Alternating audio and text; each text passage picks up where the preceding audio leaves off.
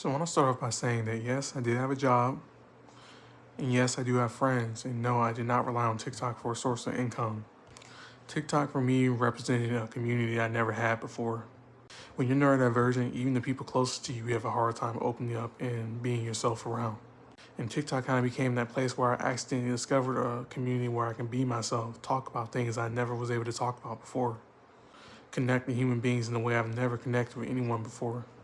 It's really disappointing that in light of everything that the government has been focusing on, in light of the things that actually have been affecting us, they thought the biggest issue was to get rid of a social media app.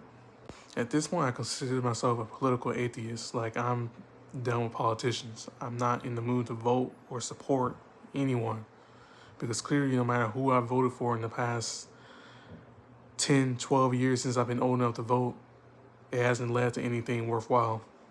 They've just proven time and time again that they only care about themselves, that they don't really hear what any of us have been trying to tell them. But like I said, TikTok was an enormous source of community for me. It was therapeutic. I was able to just talk about things I've never been able to talk to anybody about. And for now, anyway, YouTube is going to kind of serve as a replacement for that. I seriously doubt anyone's going to care enough to actually watch anything I have to say. So I'm really just talking to the void. But a few things about me. Like, I'm neurodivergent.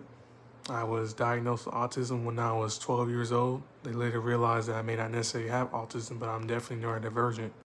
I've known I was gay since I was at least 5 years old. I didn't really come to the realization of it until I was around 14.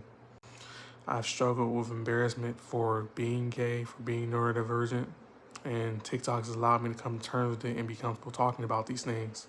In 2 months, I'm going on a dream trip to Europe, and I was counting down the days from TikTok until they shut it down. And so I'm going to continue doing that here. I've been planning my itinerary. I've been buying train tickets. Like, I've really been preparing for this trip, and I just want to share it. Even if no one hears it, even if no one cares, I'm just going to share it to the internet anyway. 2,800 followers may not seem like a lot to a lot of people, but on TikTok, that was a big deal for me. I've never amassed that many people. Never had so many people who actually cared about what I had to say. I don't know if I'm ever going to find a community here or if I'm even going to find my voice on here.